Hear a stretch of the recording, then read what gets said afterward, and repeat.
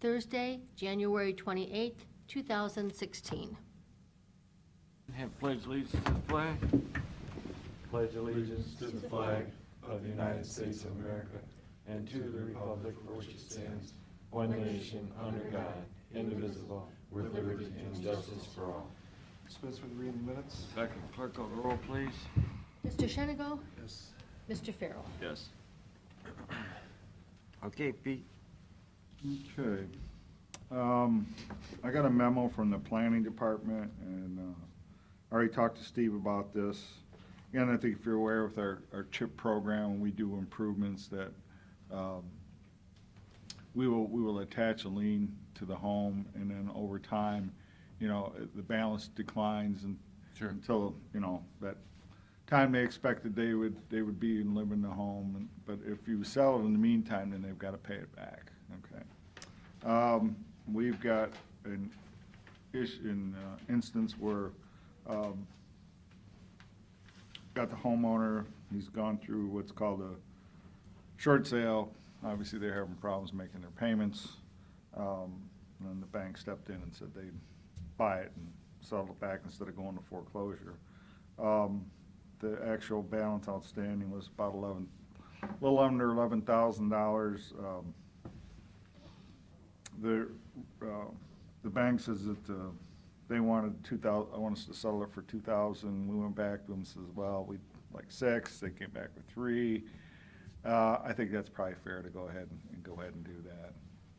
And the danger would be we would end up with nothing. Right, if it ended up going all the way to foreclosure. This gentleman here's got a buyer for the property, so. Okay, so that'll put it back, and your buyer's gonna pay the taxes. Yeah, what's owed, yeah, well, Well, he From won't. now on. right, Yeah, right, right. he'll buy it next week and be done, But get on the tax rolls for 17, when So they pay in the- 17. correct, Yeah. The schools will be back in business then, right. versus getting nothing. I don't have a problem. We need a motion. That's fine. And the taxes on this right now are, I mean, they're current, this is just for the Right. CHIP grant, so. Yeah. Don't we need to do a resolution to release the lien? Because it has to be recorded and everything. Yeah, Steve will come back with all that document. Yeah, but he needs a motion to tell his buyers that it's good, so that way we have something on record. And then for we'll him. have the proper legislation next week that will be recorded for you.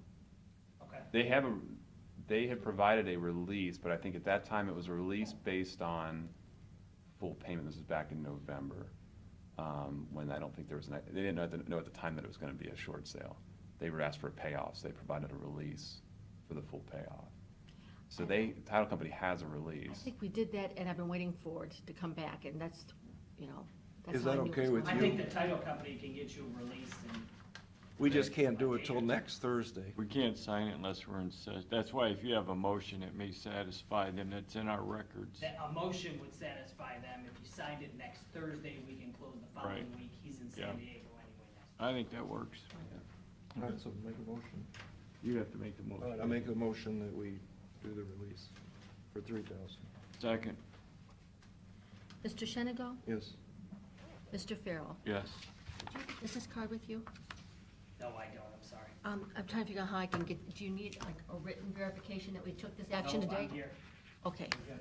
Can I have your name? Justin Generic. Okay. Okay, Pete? Well, again, I think, Tom and Pat, I don't think this is any news to you. We actually had a meeting at the City of Huron yesterday, get an update on the study on potential regional water authority, out on the east end of the county between Huron and Vermillion. We had talked about this, about doing an MOU with the City of Vermillion that, we could access each other's water at that connection point. And I'm just, letting you guys know I've got this MOU, and I'm gonna go ahead and sign it. Okay. Okay. It's more like an agreement between. Yeah, and then we're gonna government work on jurisdictions. formulating a long-term agreement. Mhm. Yeah. You're gonna have some legislation up there on the Bayview bonds.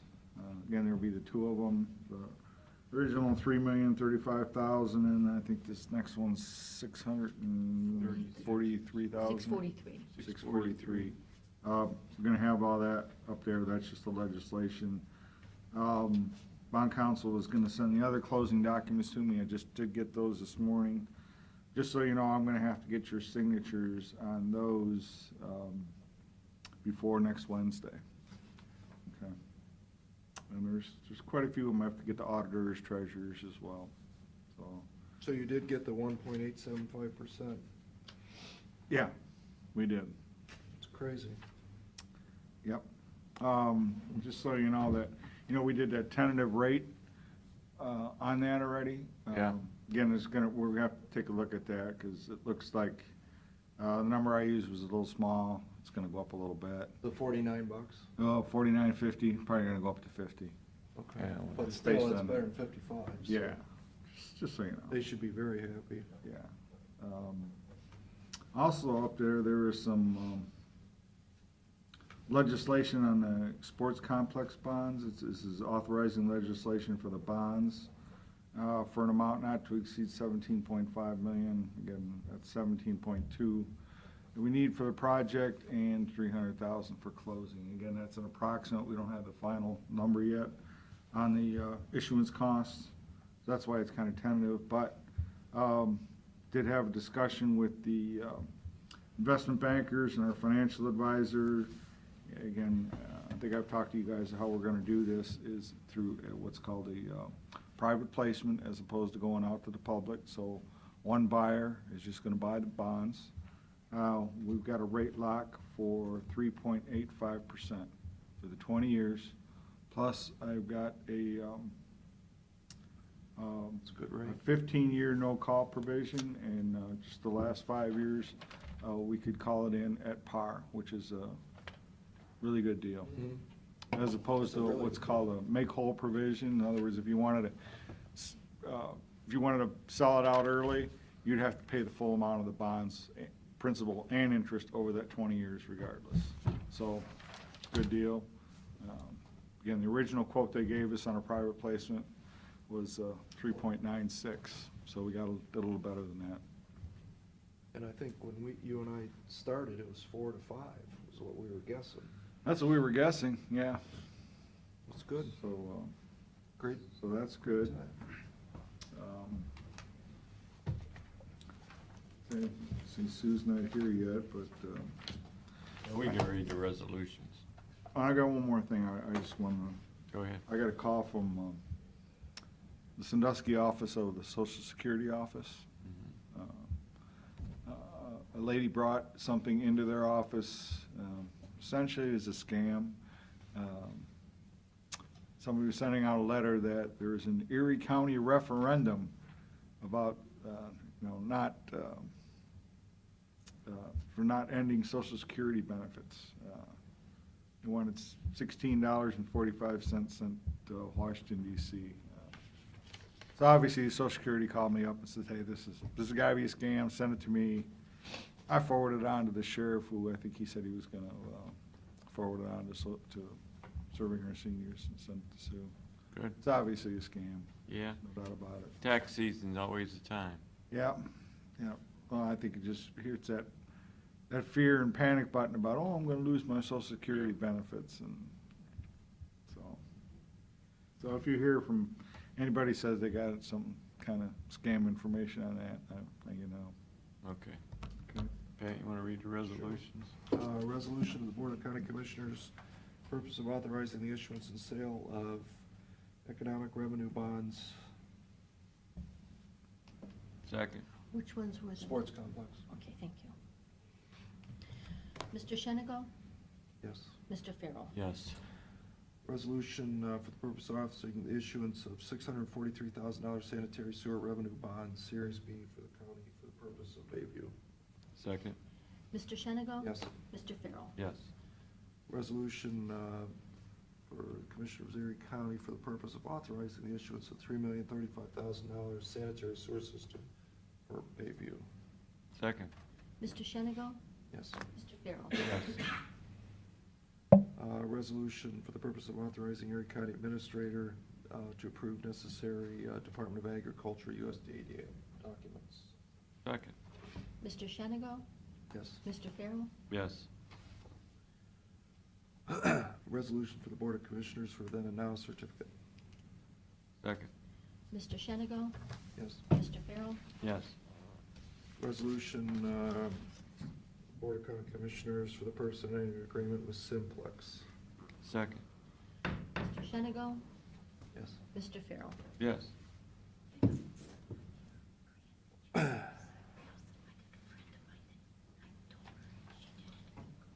do you got with this, Carol? It's their form. We did one for the larger loan, but we didn't do one for the smaller loan. It's So what that do you loan need to do? resolution. It's not, It is a resolution. It is a resolution. it's a loan resolution, never seen that before. No, I haven't either, but it's their form, so we use what they Okay, give us. this is a loan resolution for the Board of County Commissioners for $643,000 for Bayview Sewer System. Second. Mr. Shenigo? Mr. Farrell? Yes. Resolution for the County Commissioners, for extending the time for the sale of dog tags to February 2nd. Doggone, I just bought mine the other day because I was You running could've out of waited. time. I could have waited. Second. Mr. Shenigo? Yes. Mr. Farrell? Yes. Resolution for the County Commissioners for the purpose of authorizing payment to AW Direct for Sheriff's Department. Second. Mr. Shenigo? Yes. Mr. Farrell? Yes. Resolution authorizing payment to Bruce Harris and Associates. Second. Mr. Shenigo? Yes. Mr. Farrell? Yes. Resolution for the purpose of authorizing payment to American Environmental Group for environmental services. Second. Mr. Shenigo? Yes. Mr. Farrell? Yes. Resolution authorizing payment to Matthew Bender for supplies to the Common Pleas Court, Judge Tone. Second. Mr. Shenigo? Yes. Mr. Farrell? Yes. Resolution authorizing payment to Interstate Battery for sheriffs. Second. Mr. Shenigo? Yes. Mr. Farrell? Yes. Resolution authorizing payment to MCP Imaging for Engineer's Office. Second. Mr. Shenigo? Yes. Mr. Farrell? Yes. Resolution authorizing payment to Sandusky Register for supplies for Auditor's Office. Second. Mr. Shenigo? Yes. Mr. Farrell? Yes. Resolution entering into a memorandum of understanding for local Area 7 workforce development. Second. Mr. Shenigo? Yes. Mr. Farrell? Yes. Resolution authorizing payment to Treasurer State of Ohio for Sheriff's Department. Second.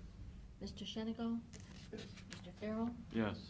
Resolution declaring certain items surplus in order to be sold as internet auction. Second. Mr. Shenigo? Yes. Mr. Farrell? Yes. Resolution authorizing payment to North Ohio Hard for Sheriff's Office. Second. Mr. Shenigo? Yes. Mr. Farrell? Yes. Resolution authorizing payment to Hobart Service for the Sheriff's Office. Second. Mr. Shenigo?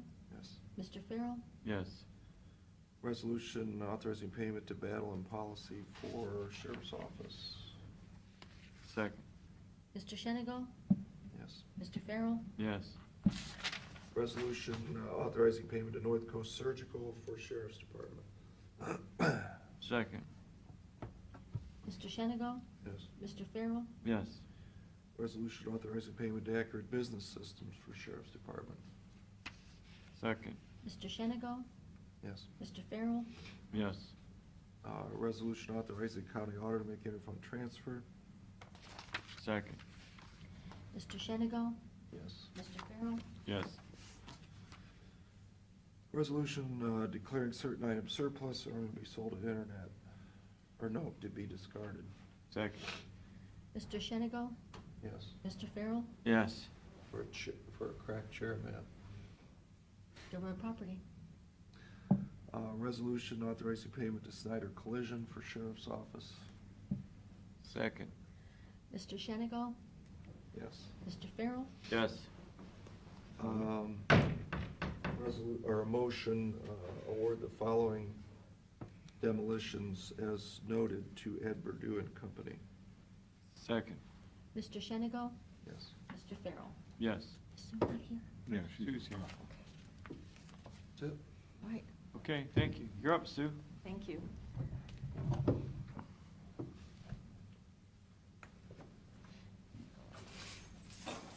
presenting the first quarter report for fiscal year 16. Our fiscal year goes from October through September. And I would like to thank the commissioners for their support and providing the resolution so we can pilot a financial elder abuse investigator in Erie County. I appreciate that very much. I think that we'll come out with some interesting statistics that will show the degree of the problem. Do you have somebody in mind? They've just posted a help wanted last week, I think. We got the bill for it, so we're getting, I'm not complaining. I'm just substantiating that it happened, so. The posting is down and they're probably looking at the application. Okay, yeah, Let me know when you're ready. thank you. They've been running a lot of ads on TV about just, like keeping the rest of the mom's social security check and stuff while they're out. Yes, playing. that was from the Erie County Job and Family Services Grant. Oh, that was nice. And that they received from the state of Ohio, and it funded public awareness to educate people not to fall for it. So, yeah, that's a great ad, isn't it? Yes, it's nice ad.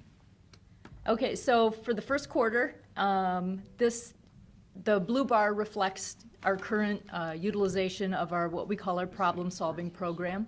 So these are people who are calling us with a question, problem, or concern. And you can see in our first quarter, we went through the roof, and largely because of Medicare and OPERS, the Ohio Public Employee Retirement System, they made a major shift, and there were many older adults that didn't understand how they were going to be insured, and so our office helped with that. When we looked at the first quarter for the number of new people that have contacted our office in fiscal year 15, our average was 46 people per month. In our first quarter, it was 60 new people per month. And then this is just a graph that shows the number of inquiries and how that compares to the previous 2 years. And it's up, and because our inquiries are up, so is the amount of work that needs to be taken to solve those. And so the blue cones represent the actions that had to be taken to solve people's problems. And this is just another comparison for our first quarter to fiscal year 15 to show you the volume of questions, problems, and concerns that we dealt with in our first quarter. This graph reflects the work of Anthony Poole. He does face-to-face work, and he carries a caseload of 20 older adults who are in jeopardy of losing their independence. And then he does problem-solving face-to-face that we just can't accomplish over the phone, and this reflects the number of people that he helped in our first quarter. Rural home-delivered meals is pretty much staying similar to last year, up from fiscal year 14. And congregate meals down slightly, but largely because of the winter months, and the majority of our attendance comes from Kelly's Island. And the population, the senior citizen population on Kelly's Island falls in the fall. Personal care and housekeeping is lower than previous years, but only because there's a nursing assistant shortage, and home health agencies are not taking referrals. So it's not that older adults don't need that kind of help, it's that nursing homes and home health agencies need nursing assistants, and they can't take referrals until that's available. And this shows the number of hours of service that we rendered in the home of older adults in our first quarter, and the number of handyman programs. So the big jump that happened in October and November was because of a grant that the Erie County Health Department received and asked if we would administer as part of our handyman program. So the blue bars that you see there are the number of fall prevention home modifications that we did, and because of the grant from the Health Department, they were free. Normally, our handyman program, we charge a fee where the person pays an amount that's affordable for them and doesn't create financial burden. When we tried to do it that way, we got no takers. And so we consulted with the health department and asked if it would be okay if we made fall prevention free of charge, and then the inquiries went through the roof. So out-of-town transportation, I'll put out a plea. We really need people to volunteer 1 day per month. If you would know of anybody who would give 1 day to drive a car of serving our seniors to take someone to an out-of-town healthcare appointment, we desperately need at least 10 more volunteers. But this shows the number of clients helped per month, and this shows the number of trips that they took per month. And this service is free to the passenger. We'll ask for a donation, but if they don't give a donation, they still get their ride. Weekday transportation, this is what Sandusky Transit System is doing. And so when we looked at the number of people that rode in October, November, December, these are the actual belly buttons that boarded the bus. We're not counting the same person twice. It's a senior citizen who boarded the bus. So the usage ranged from 115 people to 140 people. And then for the weekday trips, we were over 1,000. And normally, prior to fiscal year 15, late fiscal year 15, we were at 1,000 or under. So there are more senior citizens taking more trips on Sandusky Transit System. Affordable medications, we're subsidizing, yeah.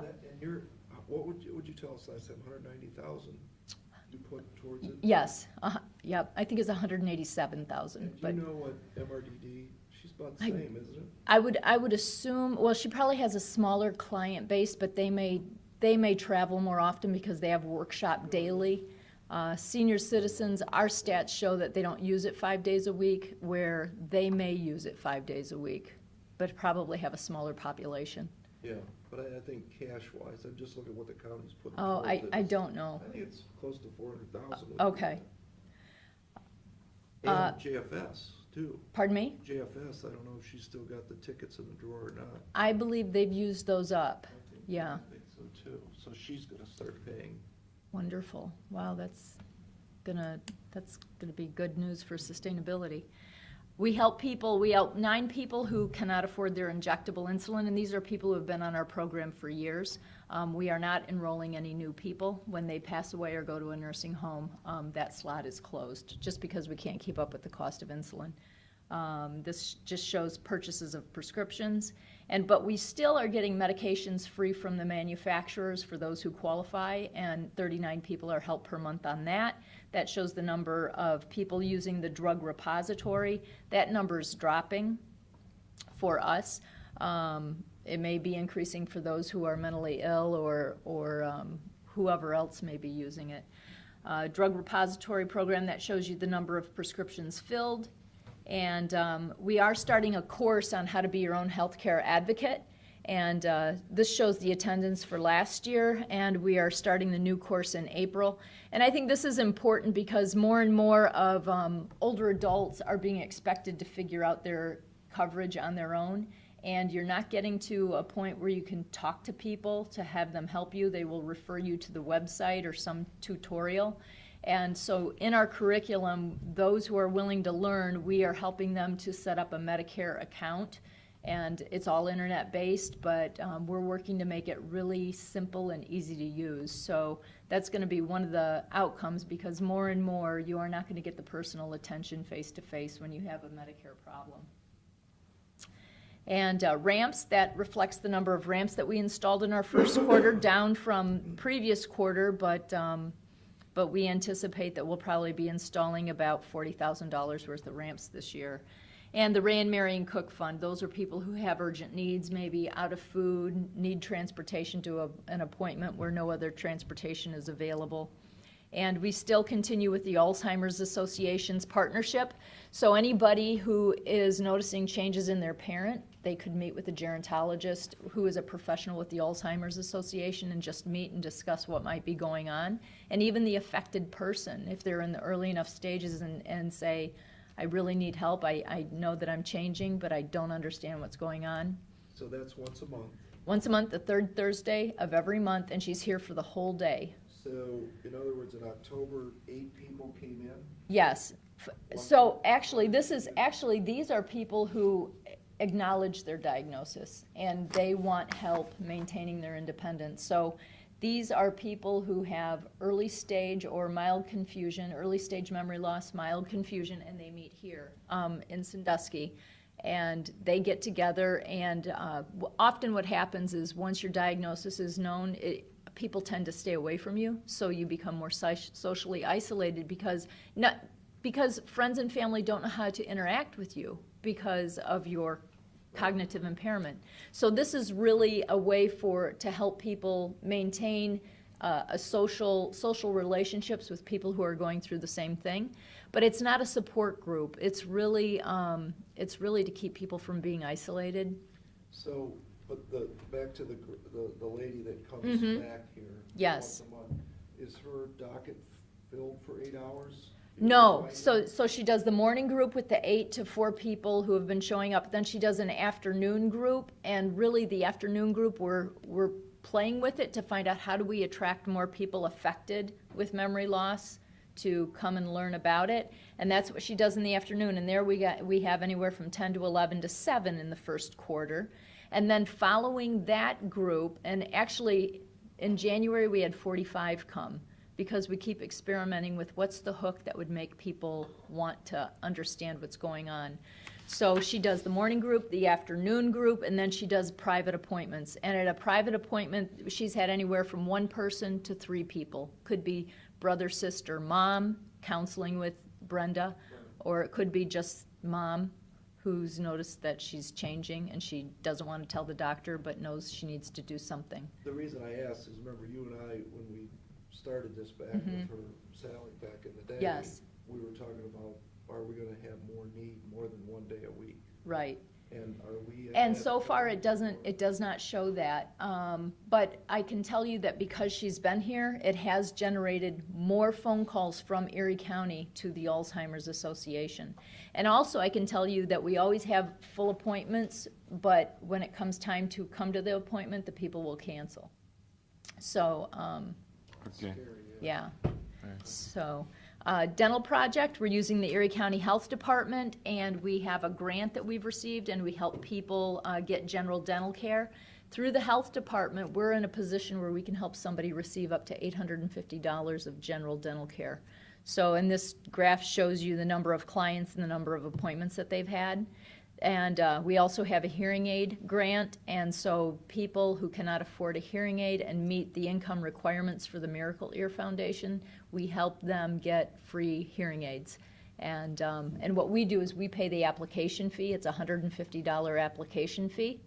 And when the grant is gone, what we're doing is we're asking people who benefit from the dental care and the hearing aid to pay us back, and in some cases it's $5 per month. So we will use that money that comes back to serving our seniors to help the next senior citizen who needs either hearing aids or dental care. What does a hearing aid cost?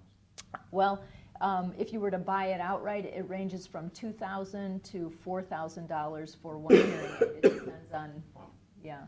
But through this, it would be $150. And we also have a piggy bank fund, which basically helps people with important needs, and it's another way for us to experiment with repayment, and we've had 1 person use that. And that concludes the first quarter. Okay, thanks, Sue. Thank you.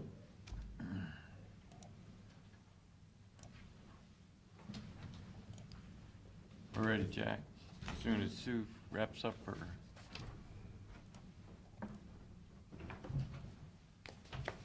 I was the typist this time. I Oh, had no clerical help, so if there's errors and stuff, it's my errors. It's nobody else's. It's not staff errors. Do you use your spell check? Even though that doesn't catch them all. I used the spell check. I'm still not that good, Pete. It's actually formatted better than I normally do, so. This is the Erie County Department of Environmental Services bi-monthly report. Bayview Sewer Project is the first one on the list. Quite a few things have happened since last report. We had the bid opening on November 5th. We awarded construction contracts on December 1st. Contract A to Underground Utilities of Monroeville for $5,952,000. Contract B to Spear Brothers of Sandusky, Ohio for $670,893. We have scheduled for next Wednesday, February the 3rd, closing on our USDA funding, meeting at 9:30 in the morning, and at 11 o'clock we have a pre-construction meeting with the contractors to kick the project off. We anticipate giving them the notice to proceed either in their contracts at that meeting. The notice to proceed could actually be issued ahead of time. Underground Utilities is already out there lining things up. They're not constructing anything, but they're moving things on site and getting ready to start right away next week, as soon as they get the notice to proceed. Then I have a list there of all the funding that has been secured. The first one is an OEPA grant. I probably should have not called it that. It actually is a $25,000 principal forgiveness on a loan from OWDA. EPA pays that $25,000 for them. USDA Rural Development Grant ended up at $2.9 million. The USDA loan ended up at $3.678 million with a 40-year term at 1.875% interest. I think Pete negotiated that with them. I think, great job, Pete. Appreciate that. CDBG Water and Sewer Grant, $500,000. And there's another CDBG block grant for $100,000, which we can use for low-income people for their connections. US State grant, $500,000, and then an OWDA unsewered grant, $250,000. We don't have the agreement yet from them. It's been approved by the board of OWDA, I'm told. In the next 2 weeks, we will have the grant agreement for the $250,000. So it's coming here shortly. And then you commissioners adopted on January 14th, Resolution 16-16, and setting the tentative sewer rates for Bayview at $49.50, minimum plus 66 cents per 100 cubic foot for all the water you use. So that's in place. It should keep the bills for an average home under the $55, which we agreed to with the Bayview Council. Did you find out about this $50,000 change order for Pogomar? What was that about? Did we find out? It's for work already completed. It's for design work and redesign and things like that that took place. But it wasn't authorized by you, right? Is what Pete said? Yeah, it was not authorized by the county at all. And we have not authorized it. It was before the So county they just- took over the project. So they just kind of sent an extra bill in. What are we gonna do? Do we have that bill now? Do we have an amendment from them? They've talked to us about it. I've not seen, I got an email about it. I've not actually seen an amendment yet come from them. They said they had something signed, didn't they, Pete, by Maybe they do. Linda or something? Yeah, didn't, and that, I think that's the email we saw from them, was they said that Well, they said, somebody signed the they tentative. sent, they sent it change. here, they said. They sent it 2,900, but Linda signed it, so that doesn't make sense. Linda, That's all they said, Linda. They couldn't read the last. their name. Linda? Not my Linda, right? Their Linda. It's not- We I don't have a know. Linda, so I know it's not mine. They have a couple Lindas. So we don't have the bill, in other words. You don't have it, you don't have it. I've not seen it, No. Pat. So not right now, it's just, it doesn't exist. It's a discussion. Doesn't even exist. Doesn't exist. Okay. The construction schedule for Bayview will be to get the sewers in the ground and in service before the end of this year, and then we'll start connecting homes up and everything to it. And then they'll have till they'll have the spring of next year, 2017, to finish the paving and the driveways and the yard restorations and all that type of work. So, but have the sewer in service by the end of this year. And it's surprising. I was talking to Underground Utilities. They said, this is a shallow sewer, we're not gonna just do 100 foot a day. He says, we're gonna do 200-300 foot per crew a day of sewer installation. That's what they're planning on, so it could go rather fast if the weather cooperates and stuff, so. It'd be a good thing. Who's the inspector, you guys? Pogomeyer's is gonna be the main inspectors, and we're gonna do the inspection of the service laterals and stuff, but the public sewer part of it, it'll be Pogomeyer's. But our guys will be out there watching too? Absolutely. Okay. Definitely our water guys will be out there with all the water services and water lines and stuff out there. They will be out there quite a bit. Next project is the Baywinds Drive Sanitary Sewer Project. That is now under construction. A company out of Avon, H&J Construction, was awarded the project for $117,928. Project schedule is to have it done by April 15th. They say they're going to be done in 2 weeks. We'll see. We'll see how it goes. A lot of utilities in the way and stuff. It's not, I don't think it's going to go as fast as they think. Sawmill Creek Wastewater Treatment Plant screen replacement project. That project is under design right now for completion in 2017. And it'll consist of a building over top of the wet well, and then a mechanical screen, and then roll-off containers the screenings will be put in, and then the screenings will be landfilled. The current screening mechanism is a rotating drum screen, which is down all the time. It's in the it's in the wet area of the wet well. The electrical gets wet. It's a constant maintenance headache. So this is a good thing, having that done. Sanitary sewer improvements from Mitawanga to Huron on the next page. That contract, that engineering firm is Burgess and Nyepel. We broke it up into two sections. The force main in Huron that has broken several times is to be done quicker than the rest of the project. In fact, next week, as soon as we have an auditor's check for the EPA permit to install, that'll be submitted to EPA next week, we think, for the permit to install. It should be ready to go out to bid in March and for completion by the end of this year. The estimate is $600,000 for that force main. It'll be a 16-inch force main. There is one easement that we want to get. Warren Slag Company owns the property along River Road from the railroad tracks down to the Huron Basin plant. We'd like to get an easement from them to be out of the road right away in just 5 foot into their property. So that could hold us up. And then there's 2 railroad permits we need to get to. There's 2 railroad crossings, so. That'll be constructed of HDPE 16-inch pipe or PVC butt-fused 16-inch pipe. Section B of that is gravity sewers and pump stations and force main, a system of sewer system of pump stations and force main and stuff from Mitawanga to the A Street pump station in Huron. Burgess Nyepel's working on that. It'll be a 3 to 5 year project, we anticipate. And I want to keep saying every time I come up and talk about this project, it's not just the sewer from Mitawanga there. It's also to pick up all of the unsewered customers along that way.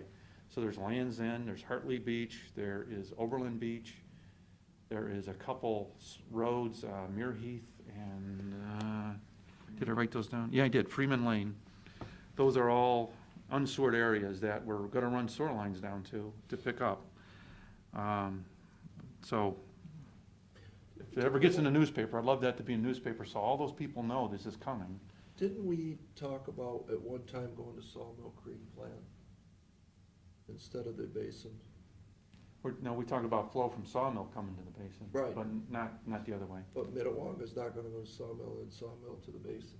No. Do we have the land we need to get to the basin? For the treatments, yes. I Yes. thought there was a problem with the easement. Not that I'm aware We of. can get there. Yes. Yeah. Yeah, if we can't get the easement from the Warren Slag Company along River Road, we'll go in River Road, but we'd rather be outside of the right-of-way of River Road through there.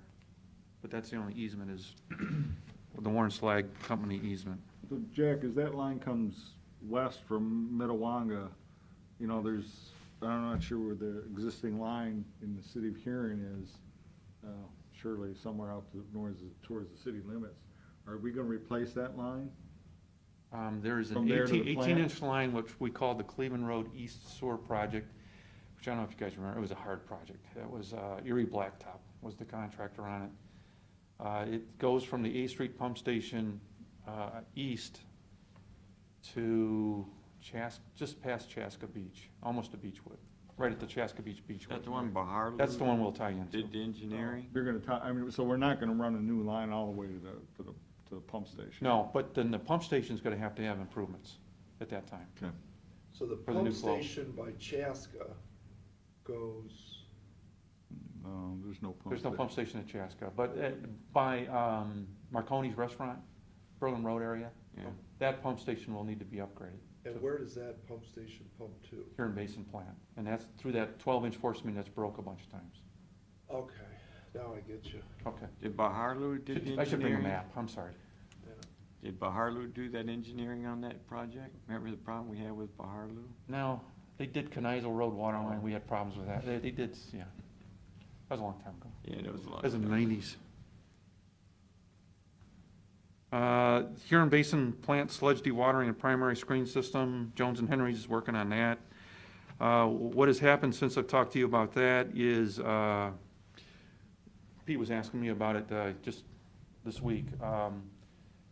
We included a new primary screen. We have an existing primary screen in the headworks that allow 8 to 9 million gallons a day of flow to go through there. With bringing in the new flow from Mitawanga to the Huron Basin plant, we already have 8 to 9 million gallons a day going to that plant during heavy rain. We need room for more flow to get through that headworks. So we're gonna add the way that Headworks is set up, there's 2 channels. One has a screen in it already. The other one is for future use, which we aren't using. We wanna put the second screen in the second channel. What I didn't realize when I first estimated this is that also we need a second aerated grid tank just on the other side of the screen outside the building. We have one air-to-grid tank which handles the 8 to 9 million gallons a day of flow we get today, but we're gonna need to add another one to it. So that added about $500,000 to the project estimate. So it went from $1.5 million to $2 million. So I want you to be aware of that. And this project is scheduled for completion sometime next year. So that money is due to the increased flow in Minnewanka. I thought we had enough capacity on that, no? Well, not for the average day flow, but not for the peak flows. So our cost benefit that we did, you know, to eliminate the plant, I think, remember Chris Decker did was $250,000 per year was his estimate.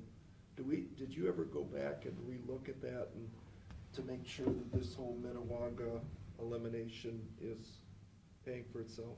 I did. I don't have that with me right now. No, I'm not Yes, I asking, did. but I mean, now that we're adding these additional costs in, why don't you regurgitate that for us and resend it back out? All right. Because it made sense, as I remember, right? It was borderline, it was borderline, but yeah. It was borderline, Yeah. but in the end, and what we talked about was that Minnewanka was built in the 50s, and it's gonna need millions of dollars someday, you know, to get rid of the 2x6 Yeah, ceiling joists. Be over $1 million to expand that plant to handle the current flow, let alone the new flow. And it'd be a total rebuild anyways. Yeah, It's that old, so. yeah. All right, I will work on it. And, you know, I know early on, Jack, you had told me that you didn't think you were gonna pick up too many more customers, but right here, you're saying, it looks like you will be picking up new customers. Well, there's a lot of roads and stuff there, but I actually counted them. I don't have that count. It's like 50 or 60 customers we'll pick up, single-family homes. Yeah, well, still 50 or 60 new customers. Yeah. so don't forget to include that in there. Yeah, will do. The Marshall Avenue water pump station increase, wastewater pump station increase, I have not had a chance to work on any further. The sewer collection guys, they would like to have a chopper pump going in so that the flushable rags that you use nowadays and stuff, that plugs up our pumps, we won't have a plug pump problem there. I don't think we've ever experienced that on pumps this big before plugging like that, but I agreed that I would go and look at chopper pumps. The cost for a chopper pump, by the way, went from $100,000 to $120,000, increased the estimate by $20,000. But we're asking for that in this coming year's budget, in 2016 budget. You'll see it when we do budget hearings on that. But we're asking for $120,000 on that. The only water project I currently have going is relocating the Harris Road Water Tower to Bayview, along with some water line. And I am still negotiating with Poggen Myers for their contract. I think they're asking too much money, and I'm just trying to negotiate the price down on that. For that little tank? So we have not started work on it. Yes, for a 100,000 gallon tank. Yeah. They want it, I don't know, 65,000, and I'm trying to get them down to 50,000. I think it's just too high.